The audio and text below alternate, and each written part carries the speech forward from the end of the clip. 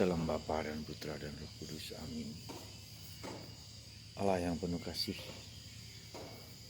kami bersyukur kepadamu bahwa Putramu Yesus memberitahukan kepada kami bahwa kami harus meminta Roh Kudus. Bukan hanya kami meminta sesuatu, harta, kesehatan, kedamaian, meskipun itu benar dan baik, kesembuhan, tetapi Roh Kudus, Roh Allah sendiri, Roh dari Bapa dan Putra. Semoga kerinduan kami akan permohonan Roh Kudus dikabulkan oleh Yesus. Terpujilah namamu kini dan sepanjang segala masa. Amin.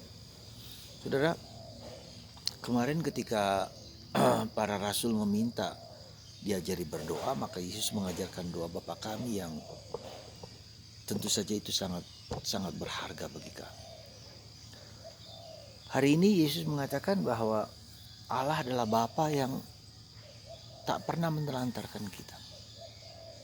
Dia kita ciptaannya, kita miliknya, dan tak mungkin seorang Bapa yang mempunyai anak dan membiarkan anaknya terlantar. Suatu gambaran yang menunjukkan bahwa kalau kita punya orang tua, pasti orang tua tidak akan menelantarkan kita. Binatang saja memelihara anaknya, apalagi manusia, apalagi Bapa kita. Mana ada seorang bapa memberi ular kepada anak yang minta roti? Mana seorang bapa memberi katakanlah tikus kepada seorang anak yang minta daging? Katakanlah seperti itu. Jadi di dalam diri manusia Tuhan telah memberikan sesuatu yang berharga yang kita sebut dengan ada dua hal. Hati nurani, lakukan yang baik, hindari yang jahat. Jadi ketika kita diciptakan, Tuhan memberikan kepada kita semua saja hati nurani. Cerminan dari Roh Kudus yang Tuhan berikan kepada kita. Dan yang kedua, Tuhan memberikan kepada orang Kristen yang kita sebut dengan Roh Kudus, Roh Allah sendiri. Roh relasi Bapa dan Putra. Ya, pribadi ketiga dari Allah Tritunggal Maha Kudus. Dan Roh inilah yang mengungkapkan siapa Bapa dan siapa Putra. Dan Yesus mengatakan, mintalah kepadamu bukan hanya kesembuhan, bukan hanya kesehatan, bahkan bukan hanya karunia, tapi karunia Roh Kudus. Nah, jadi itulah suatu apa ya, katakanlah Tuhan itu tidak pelit gitu. Tuhan itu tidak kikir, tapi Tuhan itu memberikan yang the best of the best.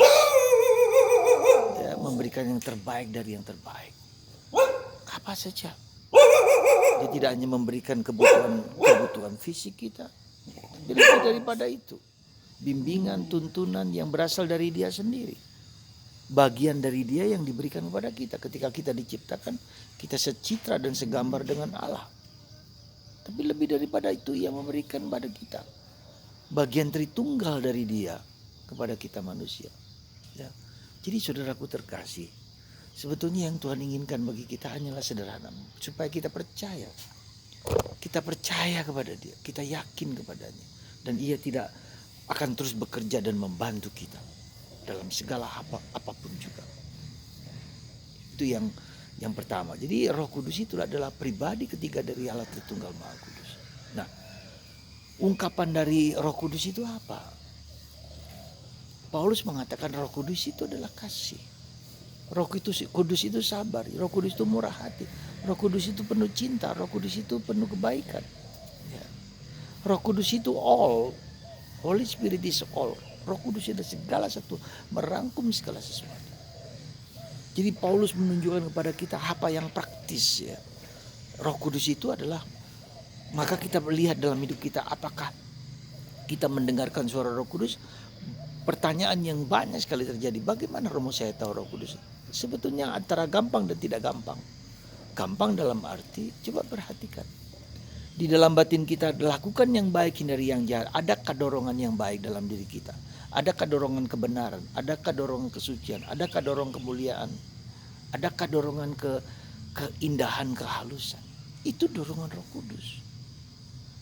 Setiap kali kita memikirkan yang baik pada orang lain, Setiap kali kita memberikan, menyumbangkan, membagikan Roh Kudus kepada orang lain, itu buah-buah Roh Kudus. Tapi ketika kita marah, ketika kita kecewa, ketika kita dengki, ketika kita amarah gitu kan. Ini kita perhatikan energi positif dan energi negatif ini. Energi positif ini yang memberikan kebahagiaan. Energi negatif itulah yang membuat saya terluka, sakit, pedih. Ya. Jadi coba perhatikan dalam hidup konkret kita sehari-hari. Sejauh mana kita setiap hari bangun pagi sudah marah, bangun pagi sudah sedih. Itu adalah membuat kita menjadi tidak bahagia. Tapi ketika kita, meskipun mungkin problem hidup kita tidak selesai, tapi kita tetap bahagia, tetap gembira, tetap sukacita. Ya, mengubah hari itu, memberi hari itu dengan semangat yang menggairahkan, encouragement bahasa Inggrisnya, yang mendukung, mendorong, sesuatu yang ditinggikan. Tetapi jangan lupa ada discouragement, ya, merendahkan, marah, kecewa, ya. Dan ini coba perhatikan saudaraku terkasih. Nah, kalau tentu saja kita tidak bisa menghindar adanya negatif dalam diri kita, tidak bisa menghindar sesuatu yang ada.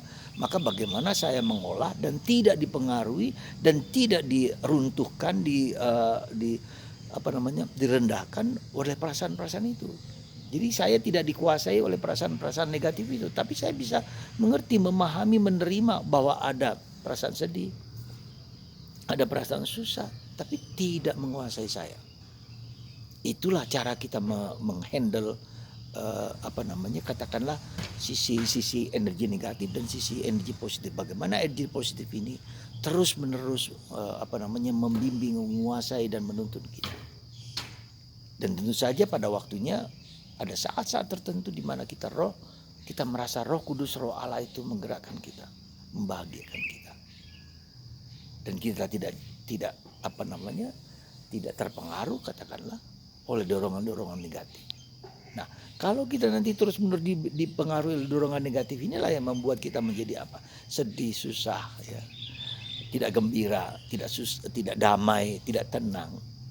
Dan itu bisa terjadi, dan kita belajar untuk bisa menguasai roh negatif itu, energi negatif itu, dan kita energi positif menguasai diri kita selalu dan selalu, mendorong kita dan mendorong orang lain untuk maju dan berkembang. Saudara, semoga kata Yesus, mintalah Roh Kudus, ya, roh kebaikan, Roh Allah sendiri, supaya kita dapat memberikan yang terbaik bagi diri kita sendiri dan bagi orang lain. Dan semoga pada waktunya Roh itu membimbing kita kepada Yesus dan kepada Bapa. Roh bekerja dalam kesatuan dengan Bapa dan Putra, dan itu ada dalam hidup kita. Semoga Tuhan memberkati Anda dan tetap gembira, meski mungkin mendung-mendung dalam hidup kita. Percayalah, kebaikan mengatasi segala sesuatu, kasih mengatasi segala sesuatu. Tuhan memberkati Anda dan saya dalam Bapa dan Putra dan Roh Kudus. Amin.